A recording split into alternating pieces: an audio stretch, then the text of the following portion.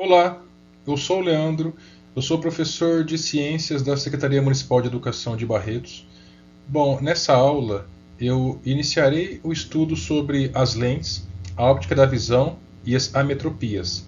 O foco dessa aula será no conceito de velocidade da luz.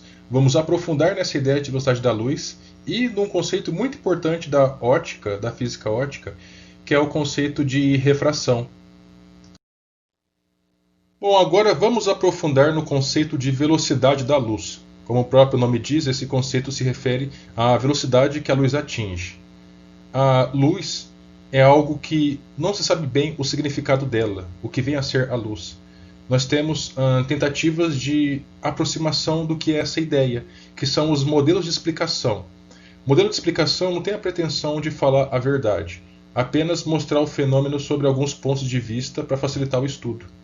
No modelo de explicação que nós temos atualmente, o mais aceito, a luz, ela se comporta ao mesmo tempo como onda e partícula. Conforme nessa figura da direita, a luz ela se desloca no meio como se fosse uma onda, ao mesmo tempo sendo uma partícula. Partícula no sentido de que é possível determinar a sua massa. Como exemplo, quando nós subimos sobre uma balança, nós podemos determinar a nossa massa. E se houvesse uma balança pequena o suficiente para determinar o peso de um feixe de luz, isso seria possível. Mas, como não há, é só um conceito teórico. Bom, segundo a teoria da relatividade restrita de Einstein, a luz é o ente, é o fenômeno, é a coisa mais rápida do nosso universo. Nada é mais rápida que a luz. Bom, ao longo dos últimos séculos, foi possível cada vez mais caracterizar a velocidade de propagação da luz. Da Antiguidade Clássica até por volta do século XVII, meados de 1600, muito se especulou sobre o assunto e acreditava-se que a luz tinha velocidade infinita. Ou seja, não seria possível determinar a sua velocidade porque era infinitamente grande. Nos últimos 340 anos, o astrônomo dinamarquês, esse da foto à esquerda, chamado de Ole Christensen Hommer, ele viveu entre 1644 e 1710. Ele reuniu evidências científicas suficientes sobre que a luz ela tinha velocidade finita, ou seja, era possível determinar a velocidade. Ele utilizou um conceito do italiano Galileu Galilei, que viveu anteriormente. Segundo Galilei, a Lua, Júpiter, o planeta, tem uma lua chamada Io. O eclipse dessa lua demoraria muito ao ponto de ser percebida e ser possível uma determinação da velocidade da luz. Bom, nesse caso, a partir dessa ideia de Galileu, Homer conseguiu determinar, passar um valor, que não é o valor que nós temos atualmente, mas foi um valor muito aproximado. A partir de então foram criados outros mecanismos, outros métodos engenhosos, com avanço técnico científico, que foi possível aproximar mais, determinar com mais precisão a velocidade da luz. Atualmente tem-se adotado que a velocidade da luz é de 300 mil km por segundo, que levaria, nesse caso, a luz para sair do Sol e chegar até na Terra demoraria 8 minutos, considerando que a distância entre a Terra e o Sol é de 150 milhões de quilômetros. Um outro dado, uma outra estatística, em um segundo, a luz daria 7 voltas e meia ao redor da Terra. Bom, quando eu digo que a velocidade da luz é de 300 mil km por segundo, eu estou me referindo à velocidade da luz no vácuo. Vácuo é um local onde não há nada. Não há moléculas, não há gases, não há atmosfera, não há planetas, não há matéria. Agora, a partir do momento que a luz ela começa a se propagar num meio material, ou seja, numa estrutura que tenha uma composição química, a sua velocidade tende a ser reduzida. Como, por exemplo, a velocidade de propagação da luz na água é de 225 mil km por segundo, ou seja, inferior aos 300 mil km por segundo da luz no vácuo. No diamante, essa velocidade cai para 120 mil km por segundo. Já no vidro, 200 mil km por segundo. Então, a matéria, a luz propagando no interior da matéria ela tende a reduzir, por motivos ainda não muito bem conhecidos, mas certamente tem a ver com a composição química da matéria. Então, apesar de ainda não saber muito o porquê, sabemos que a matéria, o meio material, ele influencia na velocidade de propagação da luz. Bom, em alguns meios, como por exemplo o ar, a interferência do ar na velocidade da luz é muito pequena, ao ponto de considerar desprezível e considerar que a velocidade de propagação da luz no ar seja semelhante à velocidade de propagação da luz no vácuo. Bom, a velocidade da luz em um meio depende da densidade desse meio. Bom, para responder essa questão, primeiramente entender o que é a densidade e quais são os meios. A gente pode comparar, por exemplo, dois meios. Nessa figura da esquerda nós temos um copo de óleo e no copo da direita, água. E o que vem a ser a densidade? Bom, imagine dois copos iguais. Tem que ser iguais os copos. Num copo eu coloco 200 ml de água. No outro copo eu coloco 200 ml de óleo.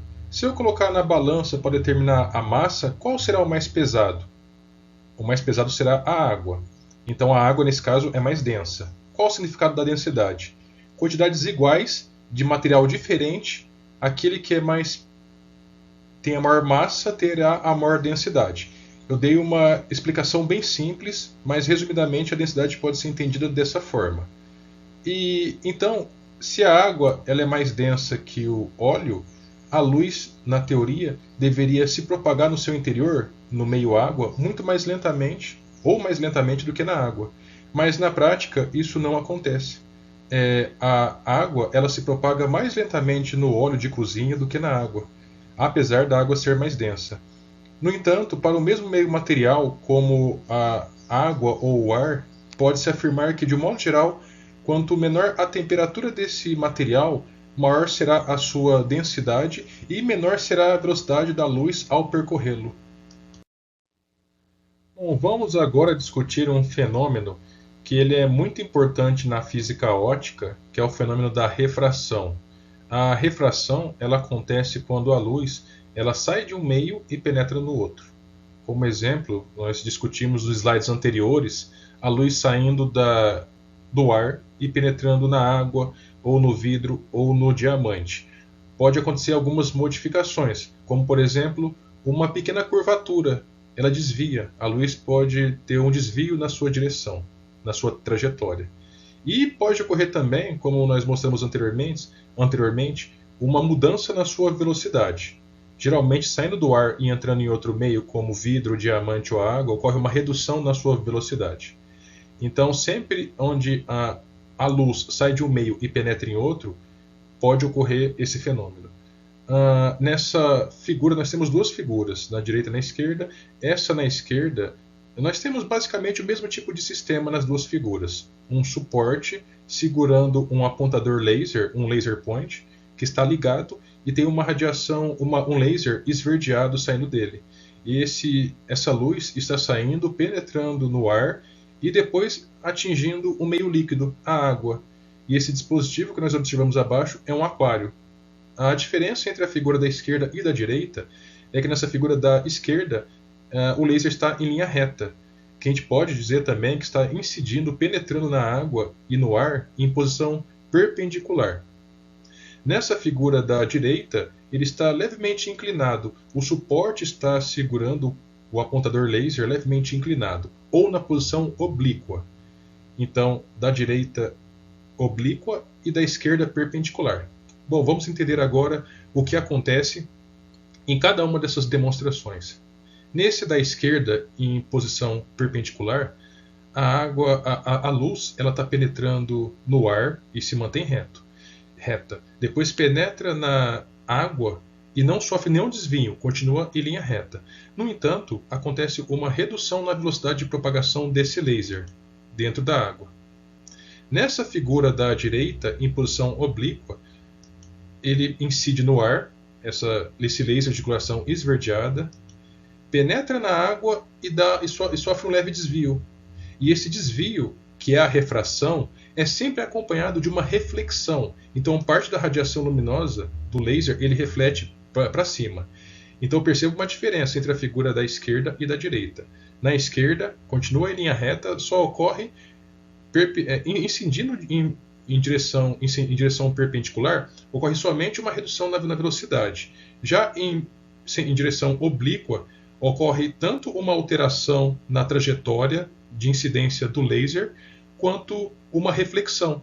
E a mudança na velocidade de propagação da luz também dentro da água. Então, esse é o fenômeno da refração.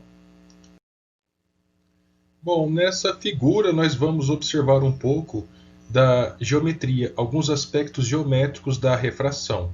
Nós temos um sistema que tem uma separação entre o ar, que é a parte branca, a parte de cima, e a água, que é a parte azulada, a parte de baixo. Nós temos um laser. À medida que eu vou falando, eu vou colocando pontuações com uma seta avermelhada. O raio laser se encontra, conforme indicado nessa seta, ele está incidindo um raio incidente que tem a coloração esverdeada. Então, o raio incidente está indicado por essa seta. Ele está entrando em contato com a água, com a interface água-ar, e está ocorrendo uma reflexão. O raio refletido é esse esverdeado que está sendo indicado por essa outra seta. E parte desse raio ocorre uma refração, que ele penetra no meio líquido e sofre um pequeno desvio. Nós podemos observar uma reta chamada, é uma reta virtual, ela é imaginária, a reta normal, representada pela letra N, que ela se posiciona de forma reta, no sentido vertical, na direção vertical. Então ela corta certinho e forma dois ângulos iguais entre o raio incidente e o raio refletido. O ângulo do raio incidente é representado pela letra I. Ele apresenta o mesmo tamanho do ângulo refletido, que é representado por I, e essa pequena vírgula em cima, ou apóstrofo, é chamado de I'. Esse apóstrofo é chamado de linha. Então, da esquerda nós temos o ângulo incidente, que é chamado de I, e na direita o ângulo refletido, chamado de I'. E o tamanho do ângulo I é igual ao tamanho do ângulo I'. Nós temos também o ângulo de refração. O ângulo de refração ele é sempre menor que o I e o I'. Ele é sempre menor que os ângulos de incidência e de reflexão. E ele tende a se aproximar à reta normal, à reta N. E como vimos no slide anterior, aquela incidência perpendicular, a luz refratada, ela fica bem em cima da reta normal. Então, nesses casos, quando a incidência é perpendicular, ela coincide com a reta normal, o raio de refração, o raio refratado. Bom, esse era o conteúdo que eu queria ter transmitido. Espero que tenham gostado e bons estudos a todos.